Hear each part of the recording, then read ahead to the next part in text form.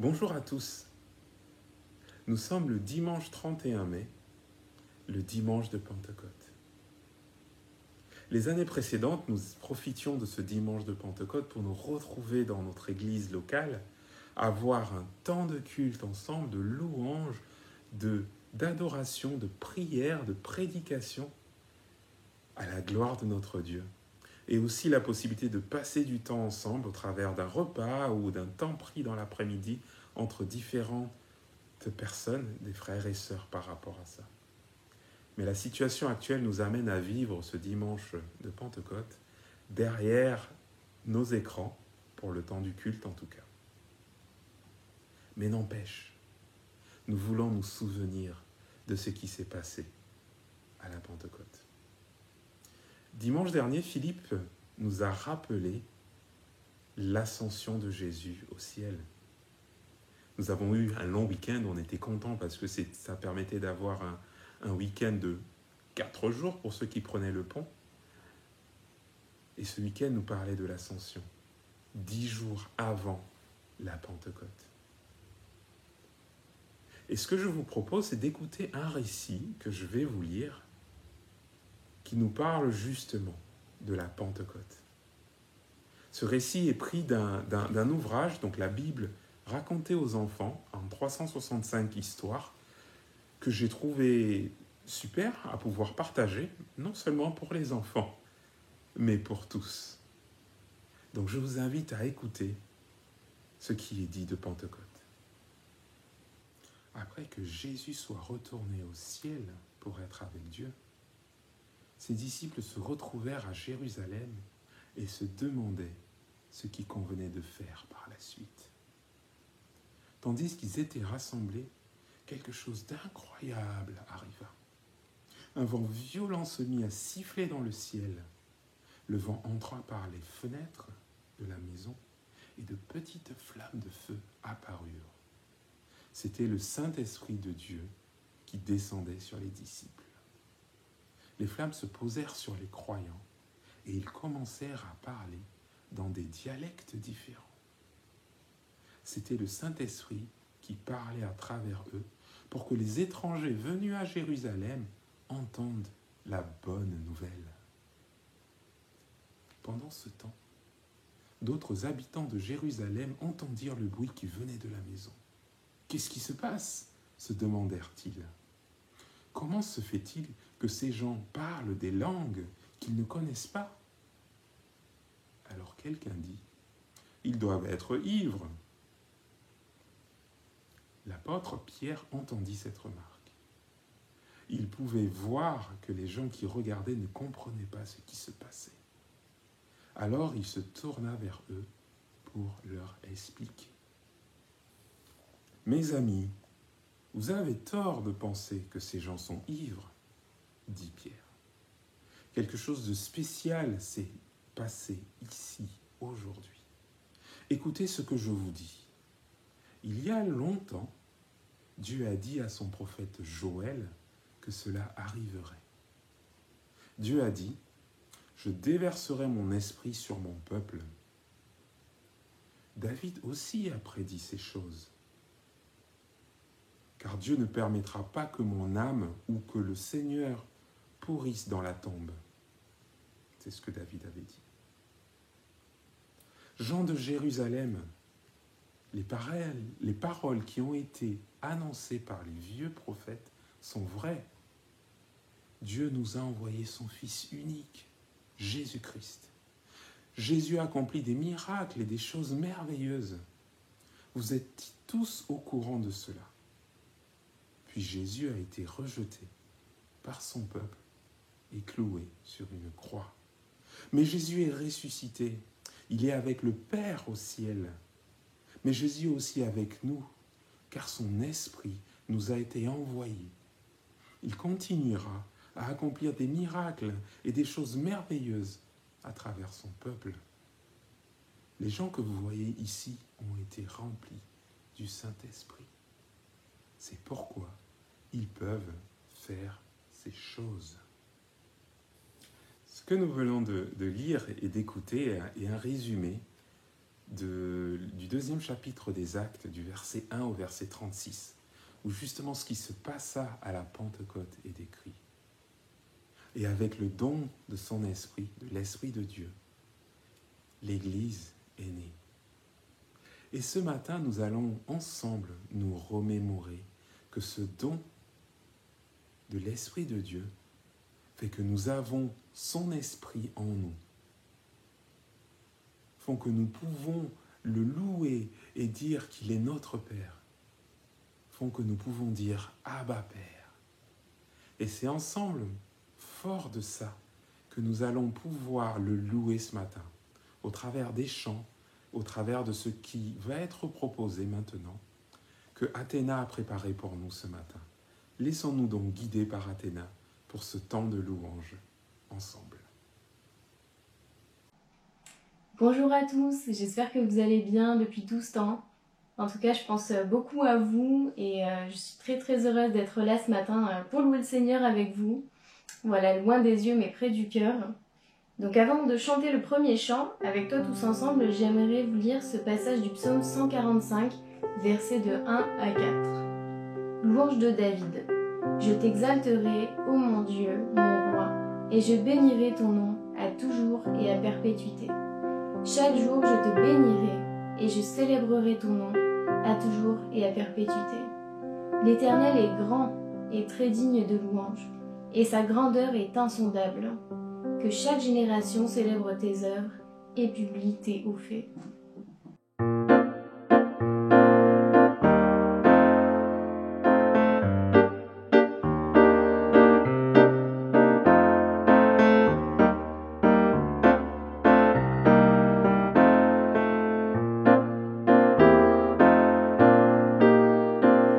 Avec toi, Seigneur, tous ensemble, nous voici joyeux et sûrs de ton amour. Tu nous as rassemblés dans la joie de ta présence et c'est toi qui nous unis. C'est toi qui nous unis, ton amour a fait de nous des frères. Tu es vivant au milieu de nous. Avec toi, Seigneur, tous ensemble, nous voici joyeux et sûrs de ton amour. Tu nous as rassemblés dans la joie de ta présence et c'est toi qui nous unis. Ô Christ ressuscité, nous chantons la vie que tu nous donnes. Tu es vivant au milieu de nous. Avec toi, Seigneur, tous ensemble, nous voici joyeux et sûrs de ton amour. Tu nous as rassemblés dans la joie de ta présence et c'est toi qui nous unis. Tu donnes ton amour, ton esprit, fais vivre ton église. Tu es vivant au milieu de nous. Avec toi, Seigneur, tous ensemble, nous voici joyeux et sûrs de ton amour. Tu nous as rassemblés dans la joie de ta présence et c'est toi qui nous unis. J'ai un petit témoignage et encouragement à vous partager en rapport avec le prochain chant. Donc pendant le confinement, comme beaucoup de personnes, j'ai eu beaucoup d'épreuves et ça n'a vraiment pas été facile. Mais voilà, j'arrivais quand même à lire la Bible et à prier et ça me faisait énormément de bien. Et d'ailleurs, je suis très contente aussi de faire le challenge de lire la Bible en 3 ans. Parce que plus je lis et plus j'ai envie de lire. Alors pour ceux qui ne participent pas encore, je vous invite vraiment à le faire. Et donc voilà, pendant le confinement, c'était difficile pour moi de louer le Seigneur, en chantant en tout cas, parce que j'arrivais quand même à lire et à prier, mais chanter c'était vraiment plus difficile pour moi. Voilà, quand on va pas bien, on n'a pas trop le cœur à chanter en général, mais j'écoutais quand même des chants et je ressentais vraiment la présence du Seigneur. Et voilà, je sentais qu'il me rassurait. Et aujourd'hui, je voudrais vraiment qu'on le loue particulièrement pour le remercier pour sa présence. Voilà, peu importe les circonstances et peu importe notre situation. Donc voilà, je vous invite à chanter « Jésus, tu es là ».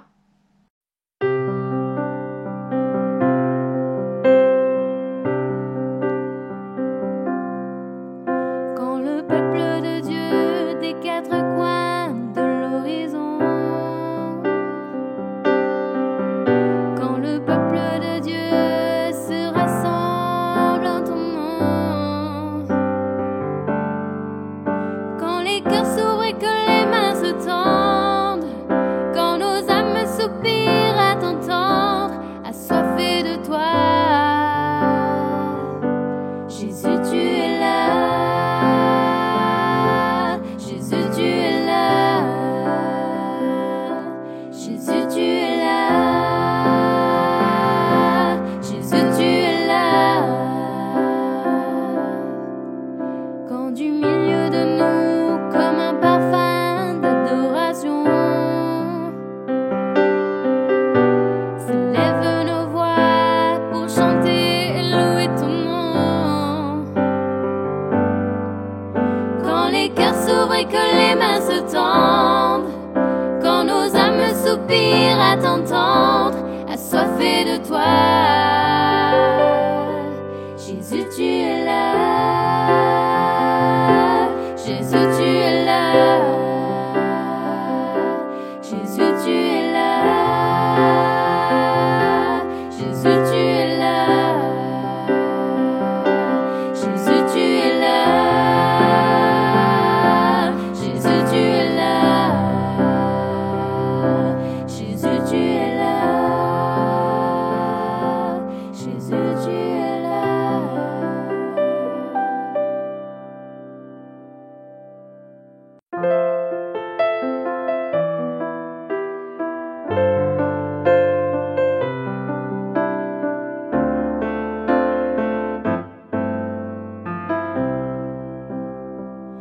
Dans le lieu saint, j'entre, Seigneur, tout ébloui par ta splendeur. Je tremble un peu devant ta face, mais tu m'accueilles par ta grâce. Je me décharge sur toi, Seigneur, caché en toi. Je n'ai plus peur, je peux te voir, le cœur en paix et libéré de mes péchés.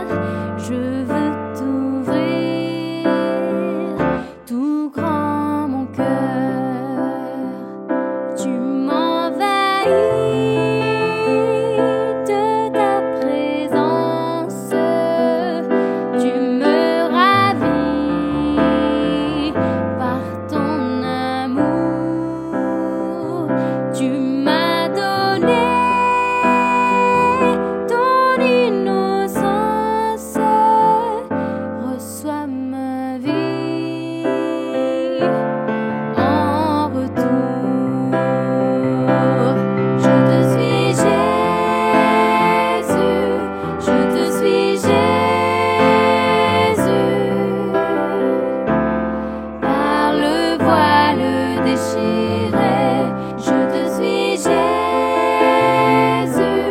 je te suis Jésus, par le voile déchiré.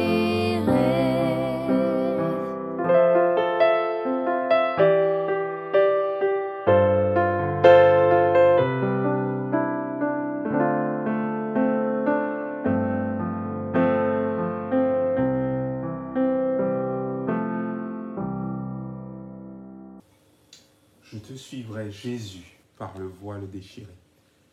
Et dans ce chant que nous avons chanté, où il est question de ce voile déchiré, cela nous rappelle dans l'évangile de Matthieu, où il est écrit « Jésus poussa de nouveau un grand cri et rendit l'esprit lorsqu'il était sur la croix à Golgotha.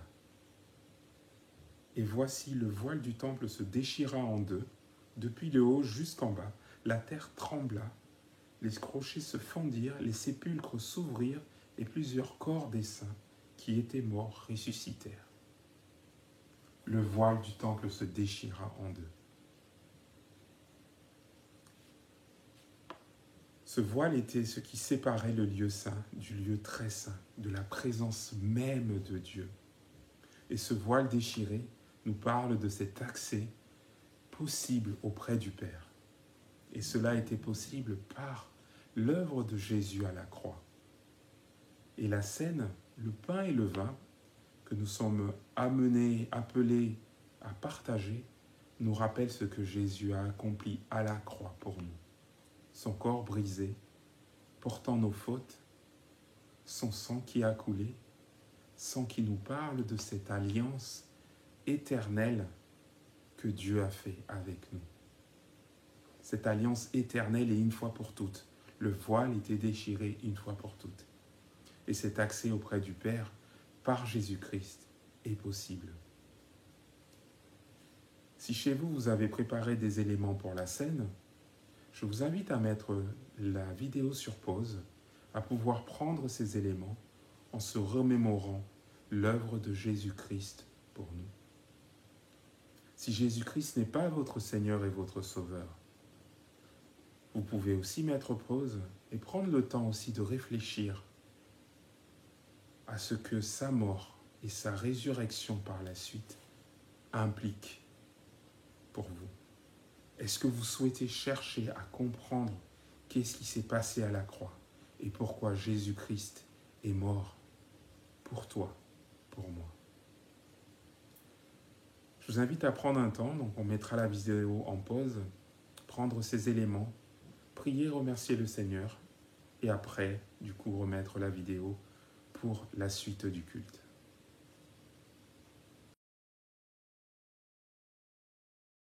On continue de louer le Seigneur avec le chant « Esprit de Dieu », un chant qu'on a déjà chanté quelques fois pour des occasions. Avec Loïc, on aime beaucoup ce chant et je voulais vous le repartager ce matin, tout particulièrement pour la Pentecôte.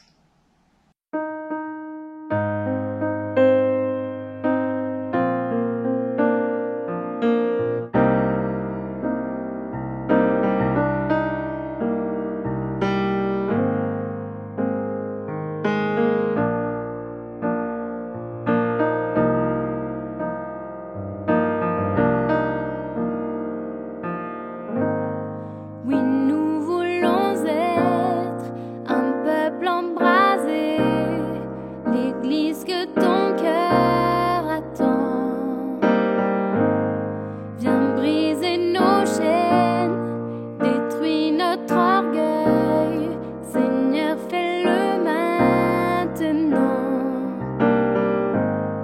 Oui, nous voulons être un peuple embrasé, l'église que ton cœur attend. Viens briser nos chaînes, détruis notre orgueil, Seigneur, fais-le maintenant. Notre Père plein de bonté, nos cœurs à toi s'abandonnent.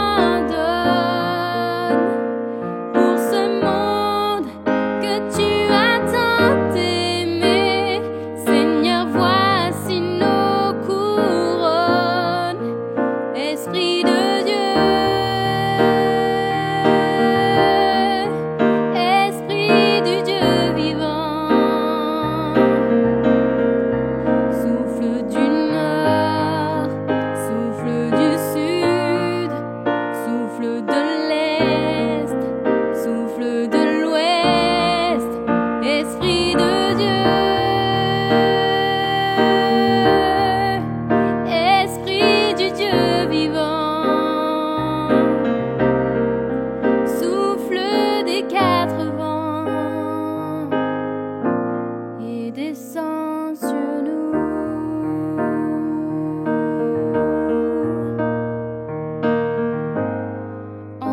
ta puissance, rends-nous les témoins d'un royaume qui se répand.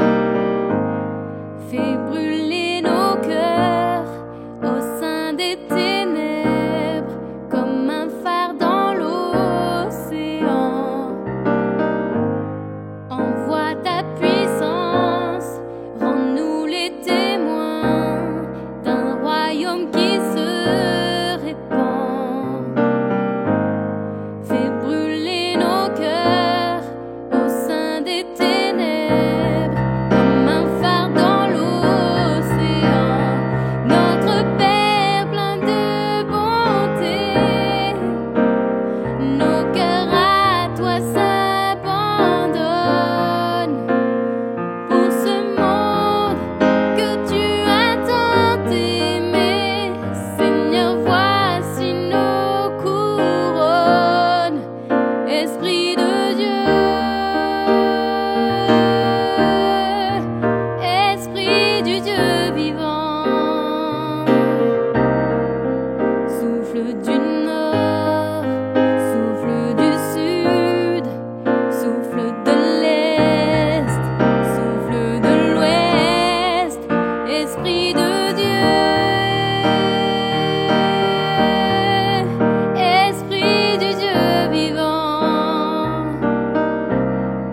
souffle des quatre vents et descend sur nous.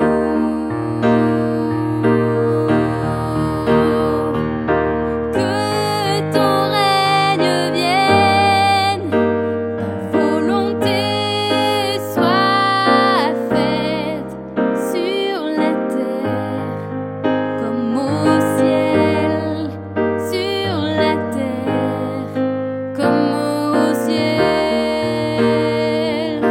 Que ton règne vienne, ta volonté soit faite sur la terre comme au ciel, sur la terre comme au ciel.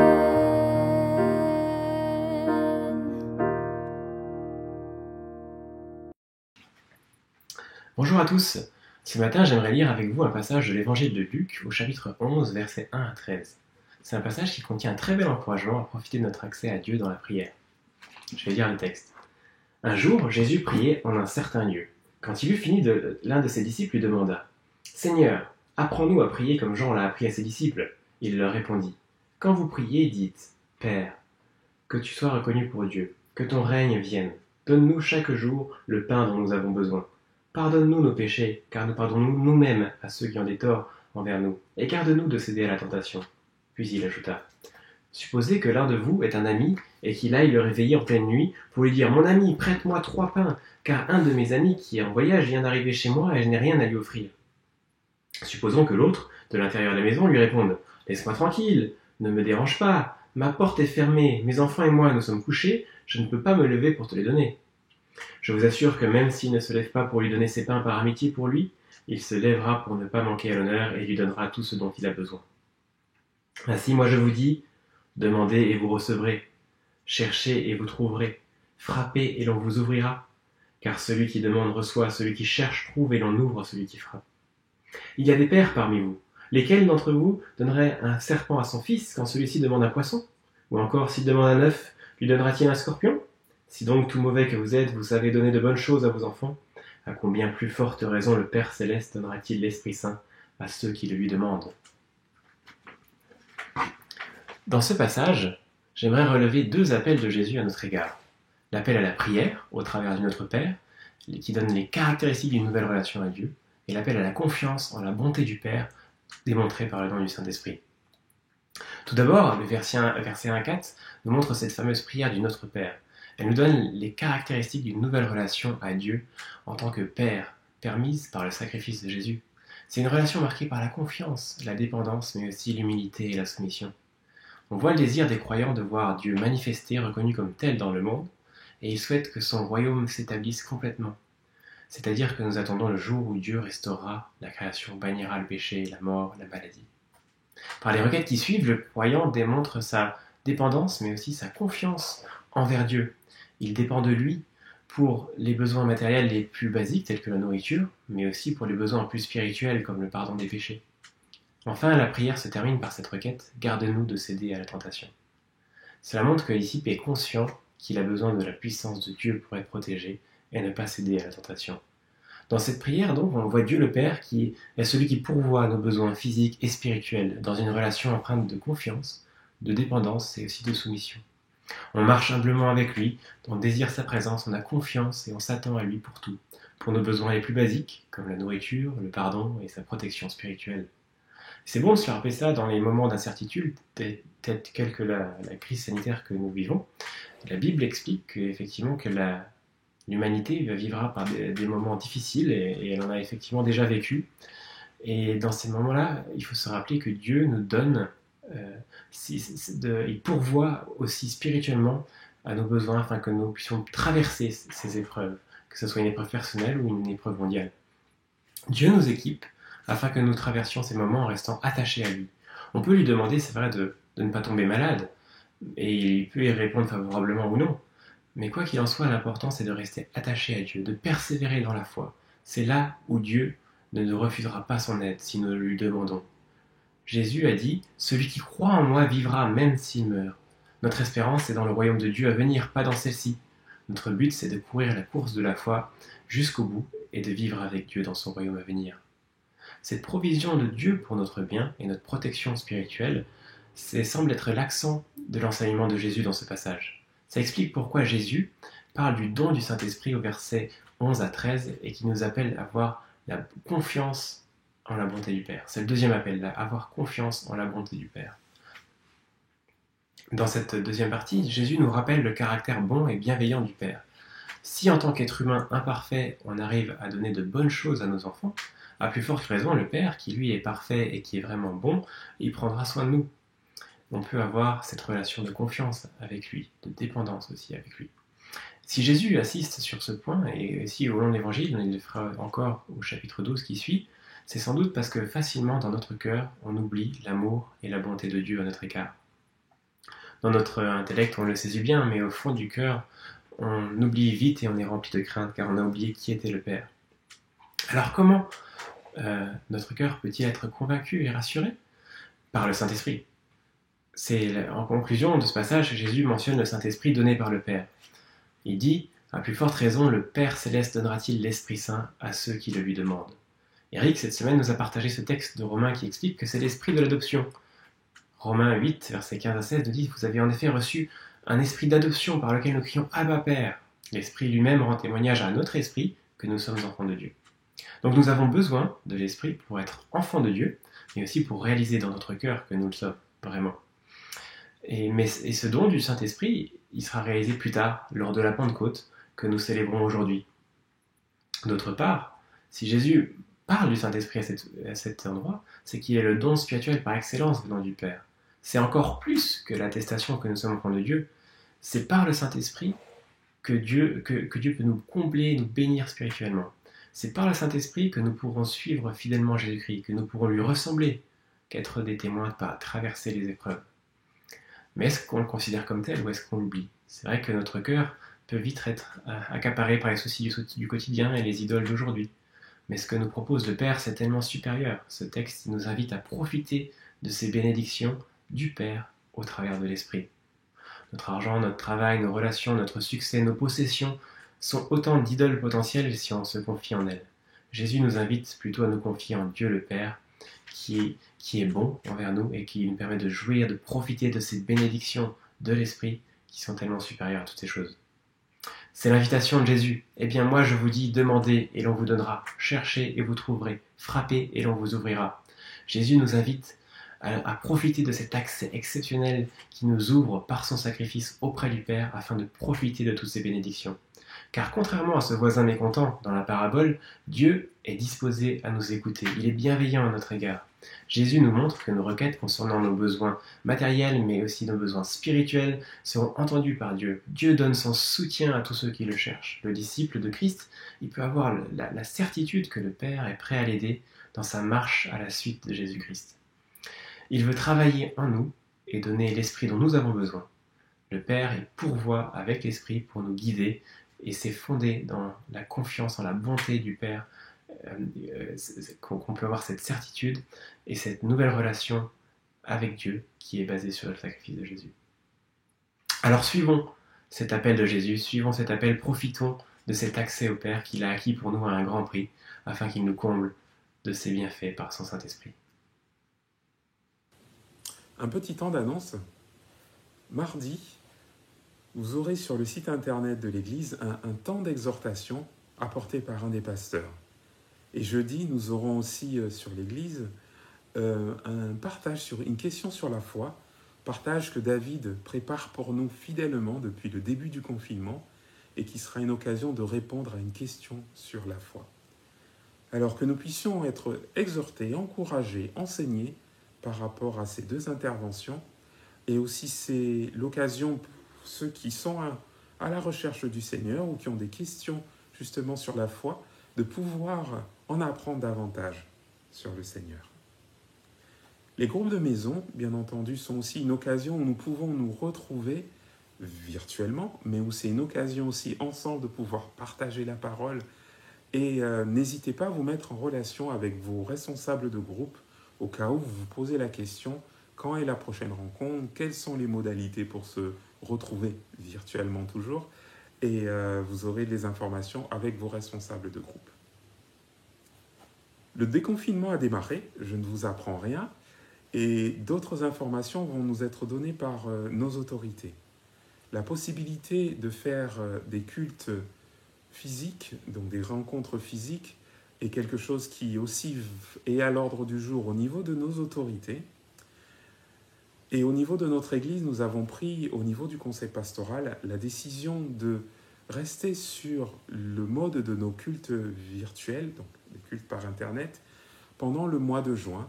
Cette période va nous permettre de préparer la possibilité d'avoir de nouveau des rencontres physiques à partir du mois de juillet.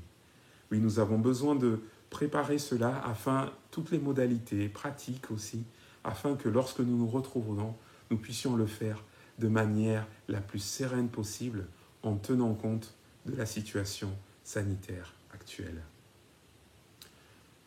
Une communication vous sera envoyée, bien entendu, pendant le mois de juin pour pouvoir vous informer de ces modalités pour cette potentielle reprise des rencontres physiques à partir du mois de juillet.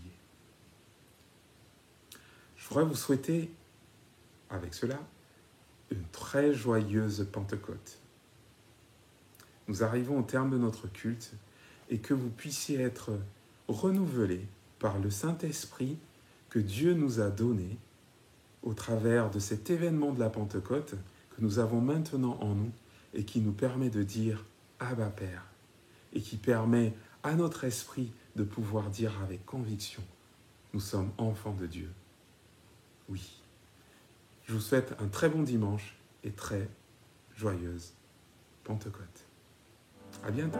Quand les cœurs s'ouvrent et que les mains se tendent, quand nos âmes soupirent à t'entendre, assoiffées de toi, Jésus, tu es là.